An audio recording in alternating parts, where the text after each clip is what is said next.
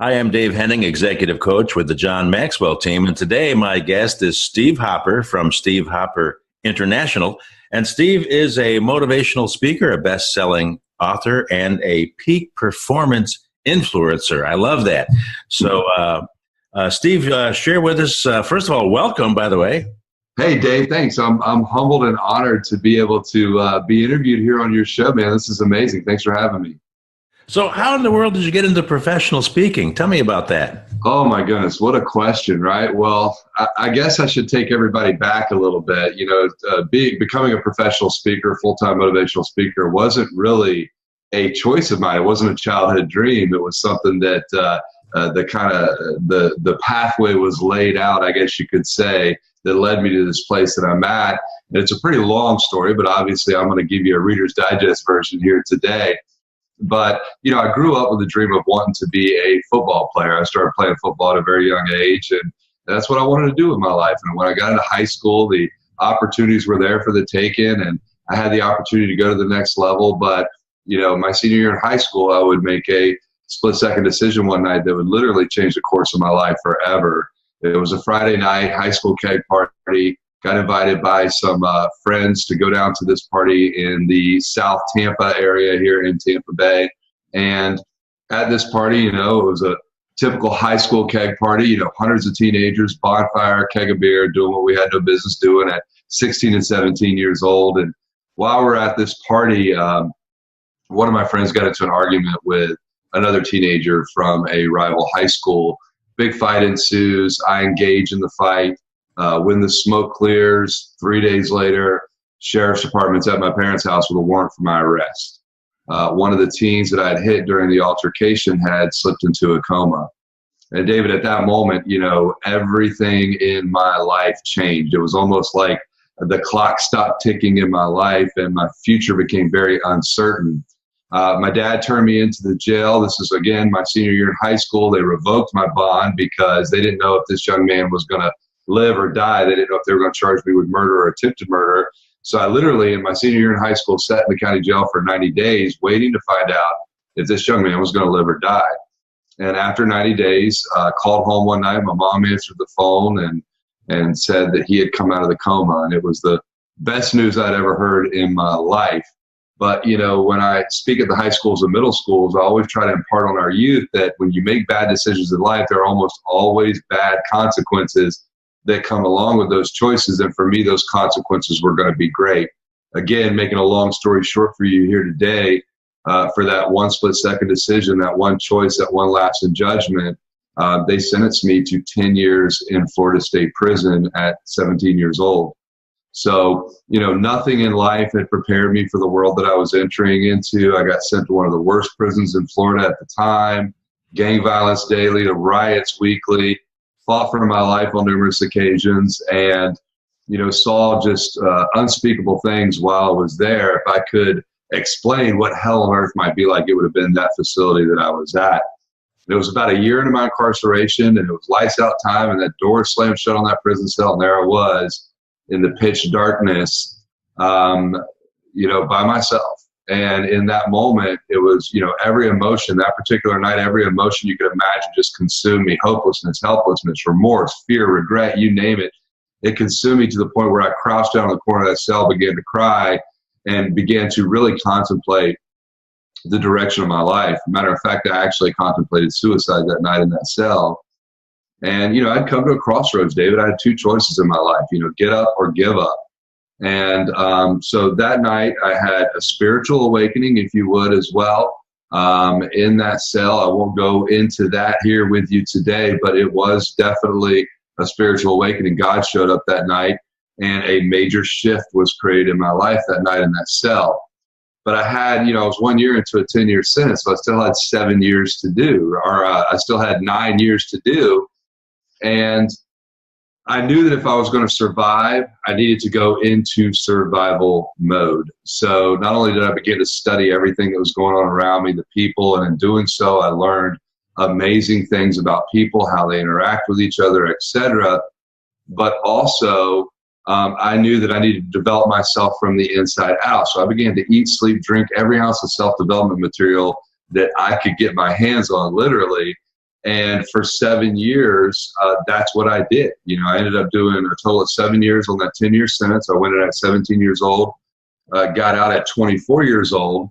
And, I had no idea what I would use all that material for one day. I was just trying to better myself. I had no idea that at this point in my life, I'd be an international speaker, traveling, speaking to, millions of people, inspiring people, etc. I just knew I needed to develop from the inside out. So when I got out of prison, I went into corporate America for several years, became a national sales trainer, did a lot of really cool stuff, became an entrepreneur. And it was about 3 years ago that I just felt like something was missing in my life. Even though I was having success and I was doing well, I just didn't feel like I was living out my purpose, if you would. I know there's probably a lot of people watching this today that, they may be doing well in life, but maybe there's something missing, and maybe they're, they just don't feel like they're fulfilling whatever their legacy or whatever their mark is going to be that they leave on this world. And that's kind of where I was at, is I was like, I feel like there's something I'm supposed to be doing, but I don't know what it is. And I began to pray about it, and I began to search. And I'll tell you how the speaking career got started. I actually, well, obviously I was doing a lot of speaking in corporate America, but that was different. I was a national sales trainer. I was in, after I left corporate America, I was in direct sales for several years, and I was speaking on stages all over the place, but not in the fashion that I am now. I was just speaking for the company that I was working for. I wasn't speaking in general to the masses, So I was at a networking event one day, and I met a guy, and he said, let's do coffee. I want to find out more about your business. And again, long story short, sat down, shared my story with him, shared my testimony with him. And he said, Steve, I want to feature your story in my magazine. So my story went into a magazine. It was a large publication, went out to hundreds of thousands of people. And when that magazine hit the shelves, the phone started to ring, the email started to blow up like it was crazy. People were wanting me to come speak at their company, their church, their youth group, their leadership conference. I mean, you name it, across the board. I was out speaking 5-6 times a week. I was about a year into it. And my wife's like, honey, I love this. I love that you're out inspiring the masses, but are you ever going to make any money at this? And I said, yeah, I guess I need to figure that out, right? So I began to really dig into the professional speaking industry because, you see, I had been praying prior to that meeting with that gentleman that wanted to put my story in the magazine. I've been saying, God, reveal to me what it is. What is it that you want me to do? What am I supposed to be doing? What is my purpose? And it all just really began to unfold right then and there extremely quickly. And I was almost thrusted into this professional speaking industry. And it wasn't something I was searching for. It wasn't something I was planning for. It was just, honestly, it was divine intervention as far as I'm concerned. This is what you're going to do. You're going to go out. I've gifted you with this ability to inspire people, and you're going to use it on a very large scale. So has it been an easy road? Absolutely not. But if it was easy, everybody'd be doing it, right? Right. So, I've just been digging in the trenches here for the past 3 or 4 years and really studying my industry, getting my name out there, and just speaking every opportunity that I can, and just doing what I do, man, inspiring people. Absolutely, that is outstanding. Absolutely, and it's interesting and amazing that with just one little article, boom, the door just opens wide and things begin to happen. Oh yeah, after having been through an amazing struggle. Both in prison and then coming out afterwards and really kind of reinventing yourself, so to speak, and trying to find a place where you could land. It's very difficult for people who have come out of the justice system to qualify to even get a job. So it's a tough deal. But you came through that, and then now some wonderful things are happening. And of course, I was blessed to hear you at a meeting not too long ago where you talked about, and I've seen this video before. You talked about the 212 degrees and the temperature of water changing into steam and water boiling, and the difference between hot water and the power of steam to run a locomotive, and how you did that in terms of you went that extra mile while you had plenty of time on your hands, quite frankly, right? to study to show yourself approved, basically. So, talk for just a moment about this concept of this 212 degrees, the split seconds difference in professional athletes in NASCAR racing, which is one of my favorite things to be interested in. Yeah, NASCAR is awesome, man. The 212 degree concept, obviously I didn't create that. It was a book that was written by a gentleman by the name of Sam Parker. And it's a short book. It's a great read. Like literally you could sit down and read it in 20 minutes. But it's a phenomenal book because it's built on the premise that, at 211 degrees, water is extremely hot. But at 212 degrees, just that 1 degree difference, that water starts to boil. That boiling water produces steam, and steam's powerful enough to push a locomotive. So literally just that 1 degree difference is the difference between, warm and boiling, producing steam, etc. When you look all across the board, I mean, especially in sports or anything, you look at, the men's 100 meter in the Olympics, 0.17 seconds difference between gold and silver, just that fraction of a second difference between first and second. And, what I realized as I've traveled and spoken and worked with entrepreneurs and business owners and been in masterminds, etc., what I know when I walk into a room, David, any room, it doesn't matter what room I walk into. I could walk into a high school to speak to high school students, and I know that 99% of them are not really given that extra degree in their life. They're not given that extra degree in their schoolwork.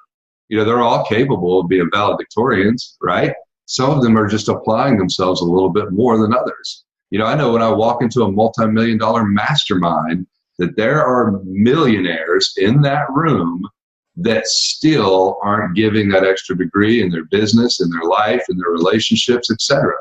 I know that when I walk into a church and speak, that there are Christians that are not giving that extra degree in their faith, in their spirituality, in their relationship. So it doesn't matter what venue I go into. I know that most of the people in that room have another level that they could be playing at in their life. So it's very powerful when you can inspire people to just get that extra degree out of themselves, just to push that little bit harder, to do that next thing that most people aren't willing to do. Then, it was Tony Robbins that said, you're not going to experience true joy in your life until you step up your game. In other words, until you start really performing at the level that you're capable of performing at, you're not going to experience true joy, because deep down inside, we all know I'm not giving this my best. I'm not giving my marriage my best. I'm not giving my relationship with my kids my best. I'm not giving my business the attention it deserves. I'm not giving my best. And that's why so many people walk through life nowadays just not experiencing that joy and fulfillment that they could, because they're not giving that extra degree. So I started doing this keynote last year, David, because I got contracted by a large company here in the Tampa Bay area, a large trucking company, and they wanted to roll out a theme for that year for their company. And the CEO of the company had just got done reading the book 212 Degrees. And it was funny because, obviously I'd read this book years ago and it resonated with me so much, but I didn't have a keynote around that concept. I had many other keynotes, but not one around that 212 degree concept. So when this CEO asked me to come in and do a speech, and he wanted me to kind of do it around this 212 theme, because that's what they were going to roll out to their company. So I created a keynote speech around the 212 degree concept. And man, you heard it. Like it's awesome, right? Oh yeah, but very powerful. You had that room on fire and excited just to think through that. And you mentioned earlier on divine intervention, but there is something that ties together when you make that extra effort, and there's someone that comes along. There's a force that comes alongside of you and inside of you, if you will, that just doors open. Doors open. It's really amazing, and especially with all the issues and the turmoil among high school students these days, and the culture that we live in. This is as you mentioned, it's not taught in schools. No. It needs to be, and there's it's amazing in the midst of what seems to be the worst of times. And of course, I actually lived through the 1960s. I actually remember the 60s. As the old around yet, bro. Sorry. As the old joke goes, if you remember the 60s, you weren't there. That's awesome.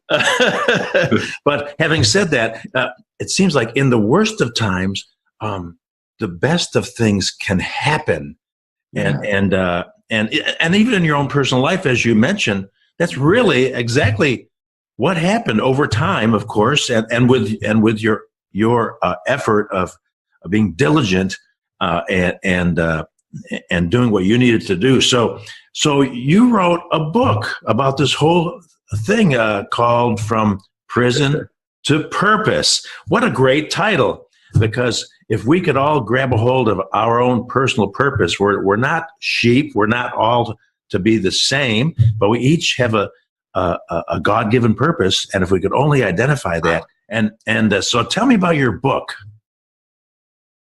Well, again, not something I set out to do. It was, the people, I was out speaking and sharing my story and doing my thing. And people just kept coming up to me going, when are you going to write the book? When are you going to write the book? When are you going to write the book? And it just kept coming and kept coming and kept coming. And finally, I'm like, okay, God, I'll write the book, right? So I began to write the book, and, I played around with it for a while. I wasn't a super focused on it. And I went to an event one day, and this is why I always preach to people. The power of going to seminars it's extraordinary. And I was at a seminar one day, and there was a speaker on stage. And mind you, I had been working on this book for months, just playing around with it. I'd write a few paragraphs, take 2 or 3 weeks off. I just wasn't focused. I wasn't serious about it. And I went to this seminar, and this speaker got up, and he was talking about publishing a book. And he started listing out all the reasons why you should write a book. And one of the ones that just resonated with me was legacy. And I thought about it. I got 4 children, David, 13-year-old, 11-year-old, 9-year-old, and a 7-year-old, 3 girls, and the last one's a boy. Never give up. That's my motto. And, as he started to talk about this, I began to think about this. And I was like, wait a second, here's an opportunity for my story to continue to impact people for years and years and years to come. My grandchildren's grandchildren, if God leaves us around here that long, will have the opportunity to read my story, to get my words of inspiration, my encouragement, my nuggets for them way after I'm gone. People in other states, cities, countries have an opportunity to read those nuggets, when I'm nowhere around. So for me, that was really the shift that said, okay, you know what? I got to get this done. I got to get this done. Tomorrow's not promised to us. I want to get this story, this message in writing now, get it published, and get the ball rolling. So that's how the book came about. It is called From Prison to Purpose. And in the book, I lay out, I talk a little bit about my story again. I tell some behind the scenes more stories about what life inside prison was like. Matter of fact, I have people that come to me all the time. They're like, man, I wish you would have told some more of those prison stories. I'm like, yeah, but that's not what it was about. So yeah. So I do get into, prison life a little bit and share my story, and I elaborate on that. And then I elaborate on some of the issues that I ran into when I got out of prison and how I overcame those. And basically what I do in that book is I lay out the blueprint that God laid out for me in my life to help me come to realize what my purpose was, where my gifts and talents were going to play into me going and fulfilling whatever my purpose was on this earth. And in doing that, I came to realize what my purpose was. And it was a very fulfilling, freeing process. So I lay out that entire blueprint in the book. So for anybody that's not sure what direction they should be headed in, what their purpose is on this earth, what their mark is going to be, what their legacy is going to be, what they're going to live behind, or what they're supposed to be doing, then this is a book that could help them find the answer. Matter of fact, the tagline or the subtitle on the book is A Journey to Answering Life's Greatest Question. So I encourage everybody to get a book. The testimonies have flown in like crazy. This book is being distributed amongst prisons all over the world, jailhouses, churches. I mean, it's just been, I get phone calls and texts and emails all the time from people just on the other side of the world reading this book saying, man, this book changed my life. So it's just, again, divine intervention, man. So now I'm hooked. I'm working on book number 2 and book number 3 simultaneously right now. And then I've got a whiteboard laid out. I'm just going to keep writing books until I take my last breath, man, because it's a very cool thing. That is very powerful. And I'm with you. I learned a long time ago about the power of investing in myself. And I'm sure that in your speaking, you encourage people to invest in themselves. And you got some really cool tools and products, so to speak, ability to influence. I want to interject here for one more second, David. We're in a society right now where, everything is very fast. It's microwavable. We can get all of our information very quickly right in front of us. But I can tell you right now, nothing beats sitting down, having some quiet time, clearing your schedule, and actually cracking open a book and reading it. This is the book that I'm reading right now, Expert Secrets by Russell Brunson. Leaders are readers and readers are leaders, and we are in a place right now where so many people they're just going 90 miles a minute in their life. But there is a power in sitting down, cracking open a book, reading the pages, and just falling deeply into whatever information it is that you're absorbing. Sometimes when we go so quick and we're trying to watch a quick video, or we're trying to do this, or we're trying to get a nugget here, or we want to listen to an audio book, but we're not really paying attention because we're looking at what's going on out the window, retaining the information. So I just want to throw that in there, man, because I see so many people that are like, oh, I don't read. What? You don't read? Well, how are you ever going to get to the next level? Right. Yeah, absolutely. Yeah, thank you for interjecting that. I've always said leaders are readers, and even if you don't plan on being a leader, read anyway. That's right. But you're absolutely right. The e-readers have become popular, but I was just talking to a gentleman earlier this week who said that he also, something about the physical book, that you can touch it, you can feel it, you can slow down, meditate, think about it, write in it, write in the margins, as I like to do. Oh, yeah. In my favorite book of all time, I like to write in the margins. It's an old book, by the way. I started a library here at my house probably a little over a year ago, and I've just been collecting books and adding them to the library. And what I do is, and I'll tell you why I do this, because I don't know if you know who Tony Dungy is. Yes, of course. Yeah. Okay. He's a friend of my buddy Joe Gibbs. Yeah. So most people know who Tony Dungy is. He was the Super Bowl coach for the Colts, and he lives here in Tampa. And he goes to my church. Well, I had a lady that came to me not long ago and told me that she had read my book, and I was like, fantastic. She's like, yeah. She's like, I was going through Tony Dungy's library, and your book was in his library. And I said, really? How about that? That's pretty cool, right?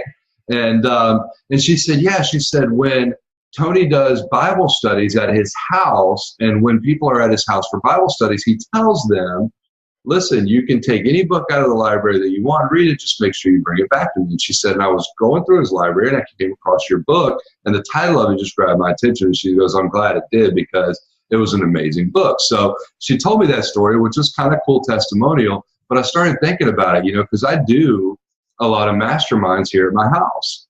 And so now what I did, I started, after that happened, I said, you know what, I'm building a big library at the house. So I've got a library going here at the house, and I've got hundreds of books. And now when people come over for a mastermind, I tell them, hey, listen, you guys can have any book you want. Go read it. Just make sure you bring it back to me. So I'm doing the Tony Dungy approach. And it's pretty cool, too, because people have been taking books and reading them. And yeah, so it's pretty awesome. That is so funny because you can see my little bookshelf behind me. And I actually gave away a bunch of books because my wife said we can't haul them around anymore. Yeah, all these books around. But but a friend of mine who just graduated from Stanford a couple years ago, he was over. He says, "Have you actually read those books, or are those just for looks?" I says actually, yes, I've read almost all of them from cover to cover.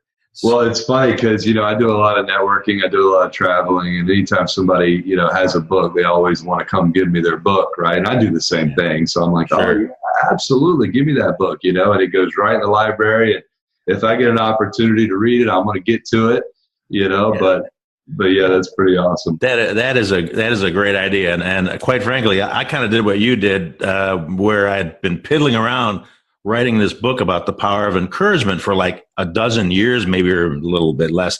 Finally, I invested in an intensive 3-day weekend down in San Diego with a friend of mine named Mike. And all of a sudden I came out of that, and within 6 months I had gotten the book published. You were fired up, man, weren't you? Yeah, I was telling you, those events are powerful, man. They will light a fire under your butt, man, and get you off the bench and get you in the game for sure. Yeah. Yeah. So, and the relationships at events, above and beyond the speakers, which are almost always fantastic, but just getting to know other people and the relationships and sharing stuff and how things work in our lives. So that's networking opportunities, man. They're big ones. Yeah, that's really cool. So what would you say is one of the most powerful tools that you use to expand your brand, Steve? Well, it's funny. You just brought it up, networking. I'm old school, man. I've always been a knee-to-knee, belly-to-belly kind of guy when it comes to developing relationships. And obviously, I utilize social media and technology. You have to, right? You've got to be on Facebook. You got to be on Instagram, and you got to be on LinkedIn. You got to be using the platforms. You got to be using the technology. Video obviously is huge. It's a great way to get your message out to the masses now. But I feel like we cannot discredit the good old-fashioned getting out in your community, shaking hands, loving on people, developing lifelong, long-term relationships. I've always built my business through the art of networking, and now it's something that I teach. I've become what I consider, a master networker. I understand networking. I know how to go to events. I know how to find the right people at that event and shake the right hands and develop those relationships. I know how to progress those relationships to the next level to where they become mutually beneficial for both me and the person that I'm networking with as well. And so when you say tools, I think that my handshake is still the most powerful tool that I have available to me. My handshake and my smile and my sincerity in wanting to help people that I meet, complete strangers, help them go to the next level, whatever that level might be. So networking, number one tool for me, it always will be. Yes, I'm doing all this stuff on the internet. Yes, I'm doing all the other marketing stuff because you have to, or you get left behind. But for me, still, number one tool, getting out in the community, making a name for myself, shaking hands with people, and networking. As we like to say, us politicians, shaking hands and kissing babies. So yeah, absolutely. And, it's funny that you brought up the politicians because I brought this up the other day when I was doing a mastermind session. If you look, this is a perfect example. If you look at the last election that we had, okay? Both candidates were able to use social media in a big way. And of course, I'm not talking about the controversial stuff. I'm just talking about having social media accessible to them to get their message out there. But they were still on tour. They still went from city to city, in person, shaking hands, talking to people. Why? Because that is still really, really important. I believe that we're at a place in our society right now. We're in a dangerous time where we have gotten very good at connecting without connecting. I mean, most of the people that are going to watch this video right now, you may have thousands of friends on social media. You may have hundreds of thousands of people that are following you, but how connected really are you to those individuals? Right. Are those individuals going to show up at your funeral if you pass away tomorrow? Like, who's going to be at your celebration of life when you take your last breath? We've gotten real good at connecting without connecting with people. And I think that anybody and everybody that's watching this, you need to keep at the forefront of your mind that you still, no matter how engaged you are in social media marketing or internet marketing or whatever, you still need to go out and market your business by loving on people in your community. Yeah, exactly. That is you hit on a powerful point right there, because here's the problem right here. We got our face stuck in our phone. We have friends where we're busy. I had a guy walking on a sidewalk the other day because he didn't even notice I was there. He had his face in his phone. Yeah. But it's crazy, man. I don't know if you guys can hear it, but mine's been buzzing the whole time we've been on. Like, I'm fighting myself right now not to look at it. No, yeah. Oh no, I understand completely. Yeah. So of course the old joke is that the statistics show that 7 people will show up at your funeral unless it's raining. and then it's less. Yeah, that's so funny. But legacy, speaking of legacy, you're leaving a legacy right now, even as we speak, and I know that you won't take any credit for it because you know the source of your power in your life. But the fact is, we all leave a legacy. The question is it positive or is it negative? And that's the choice that we've all got to make. And you've made obviously the right choice. So how can people get a hold of your book, by the way, before we get too far along here? Well, they can go directly to my website, stevehopperinternational.com. They can also go to stevehopperspeaks.com. And, I've got, there in the products tab on my website is, some of the products that I've got, the book. I've got some audio CDs there as well. And some other cool stuff. And of course, we're working on some cool stuff now. I just finished up the $100,000 handshake online course, which is a 6-week online course, total of over 30 videos, 10 to 15 minute videos each day for 6 weeks, teaching every aspect you can think of when it comes to how to go out and network your business properly. So we're super excited about that. So there's some information on the website there about the $100,000 handshake online course as well. So yeah, man, a lot of cool stuff. But go to the website, stevehopperinternational.com. Excellent. Thank you. So what is the future for Steve Hopper? Well, that's a great question. And, I have people ask me this all the time. And, they say, Steve, where do you see yourself in 10 years? And I always chuckle at that question because I didn't see myself here 10 years ago. Yeah. Right? I had a totally different plan, right? So God has put me where he wanted me to be, and I believe that 10 years from now, I will be where God wants me to be. So what does that look like? I have no idea. But I will tell you this, that as far as a planning, I'm not sitting around waiting for God to say, okay, here. He does that on his own. Anyways, I'm still moving forward, and he'll guide me through that path along the way. I'll make mistakes. He'll say, no, not over there, over here, stay focused, all that good stuff, because I know how it works. But, my goal, my dream is to become one of the top speakers in the world. And I believe that God's gifted me with that ability. I've had numerous people, more than numerous actually, come up to me and say, Steve, like, you're the best I've ever heard. Like, you've got the potential to be that guy. And that's a desire in my heart. I want to inspire as many people as I can inspire before I leave this world. And so my mission right now is to just get myself out there. It's to let everybody know who Steve Hopper is. Let everybody know that I'm here. Give me a shot to come into your company, your leadership convention. give me that opportunity to come in and light those people up and just show you what I'm made of. And as I continue to do that, I continue to progress in that direction. I believe 10 years from now, I will be one of the top speakers out there. So that's what I believe the future holds. Now, again, like I said, God could have a completely different plan, but that's what I'm working diligently for. That's what I'm running to the sink to brush my teeth every morning for, because that's the kind of legacy that I want to leave behind. So.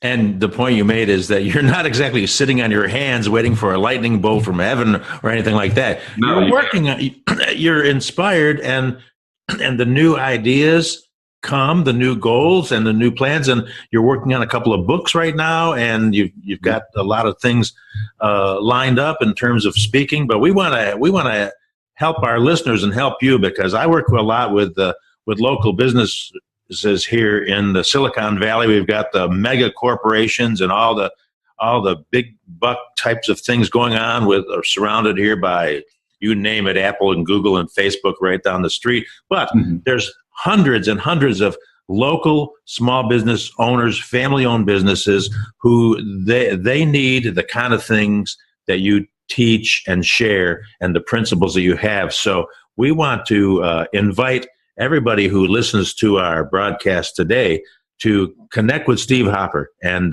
get to know him, and the relationship thing, that missing connection that you talked about with the $100,000 handshake. Just that course alone's got to be worth $1 million when you think about it, for someone to go through that course and get the principles it's really getting back to the basics. When you think about it, going back. Yeah, absolutely.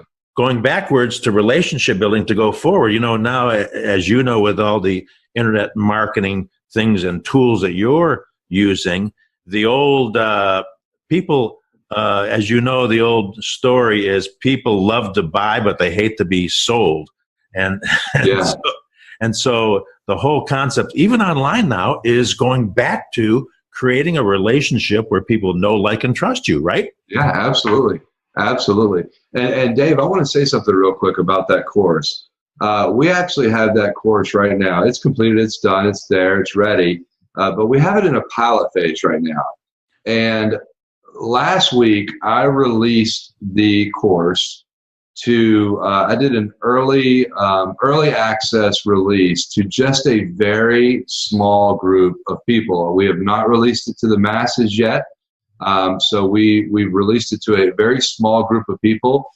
We discounted it hugely for them, because we want them to go through the course. We want them to give their feedback and all that.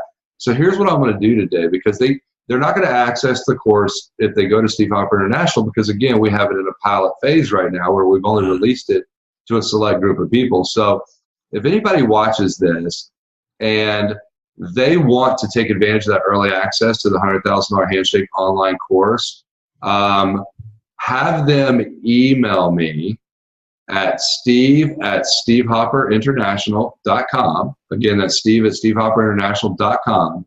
If you would like to have that early access to the $100,000 handshake at that very big discounted price, send me an email. And because you guys are watching Dave's show here today, I'll make that happen for you. I'll get with my people and we'll make that happen. So I just want to throw that out there right now and let everybody know, because it is a game-changing course. Thank you so much. That's very generous, Steve. I really appreciate that. I know our viewers will appreciate that as well. So they need to email steve@stevehopper.com. Do you want them to SteveHopperInternational.com. Steve@stevehopper. Yeah, do you want to know that SteveHopper.com is going to some guy in Jacksonville? He has it forwarded to his LinkedIn page and he wouldn't sell it to me. Can you believe that, man? Like, seriously. There's a guy named David Henning.com who's a bass player in a band in Phoenix. So I couldn't get that. Oh, no, I have. What do I have? I have DavidHenning.com. He's got DaveHenning.com. So don't go there. Listen to some music. So let me ask you this. Yes. Let's email you at the correct email address, and I'll be giving that out as well as we distribute this program today. Do you want them to put something maybe in the subject line to identify that they saw you here? so that you can identify? Oh, yeah, absolutely. David Henning show, 100K online course, so Something like that. yeah, and Great. I'll let my assistant know that we should be getting some crazy looking emails coming in that have something to do with your show and the $100,000. We'll figure it out. Don't worry, we'll make it happen. Okay, cool. You can just send an email that says, "Hey, I want the course," and we'll hook it up. So very cool, very awesome. Well, it has been a joy and a pleasure to have this conversation with you today, Steve. So let me ask you this: as we kind of wrap things up today, what is the best piece of advice you could give listeners today? Best piece of advice I would give is to never stop searching for what it is that you have been put here to do.